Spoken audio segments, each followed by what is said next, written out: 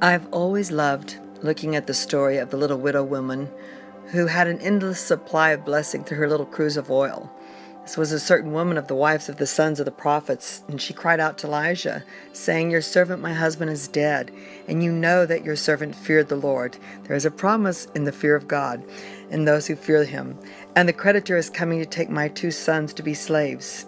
So Elijah said to her, "What shall I do for you? Tell me, what do you have in the house? What do you have to work with for God?" And she said, "Your maidservant has nothing in the house but a jar of oil."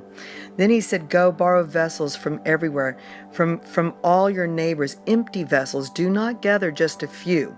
Not just a few. He said, "You go out and get as many as you can lay your hands on. Then pour it into those vessels and set aside the full ones." So she went from him and shut the door behind her and her sons, who brought the vessels to her, and she poured it out. Now it came to pass, when the vessels were full, that she said to her son, "Bring me another vessel."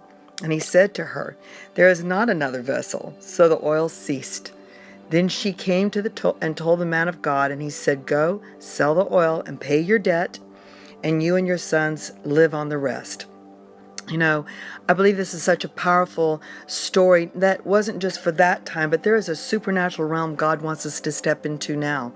And those vessels no longer take on the shape of just clay pots, but they become ministries. They become your home church. They become widows. They become orphans. They become charitable opportunities where you can give and bless. The Bible told the woman, it tells us also, don't sow sparingly. Don't sow into just a few, but you get as many empty vessels as you can, and pour out, and don't stop pouring, but just continue to pour. Fill it to the full and set it aside, but find empty vessels. I would like to invite all of you that are listening to this to give into this vessel of Dina McClure Ministries. I'm getting ready to step into some new things this coming year that I'm going to be telling you more about. I'm getting ready to go back to some of the same countries I've been to before, and then some new ones. I'm getting ready to start doing intensive training schools that will be on a Friday night and go until all day Saturday, and begin to do those in different parts and different regions of not only this nation but around the world.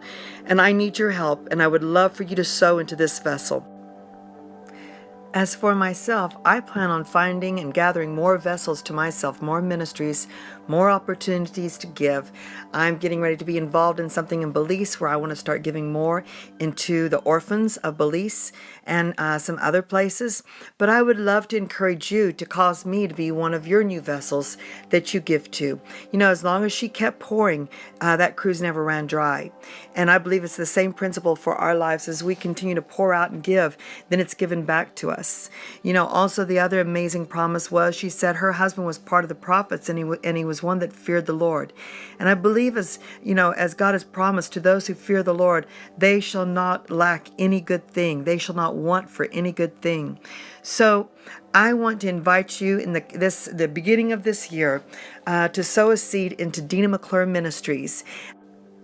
When you begin to pour your resources into other vessels, into other ministries, not only is it going to lead you into an abundance, but it will be the very thing that helps you pay off your debts. I bless you in this coming year, and I pray God's blessings overtake you. Happy New Year.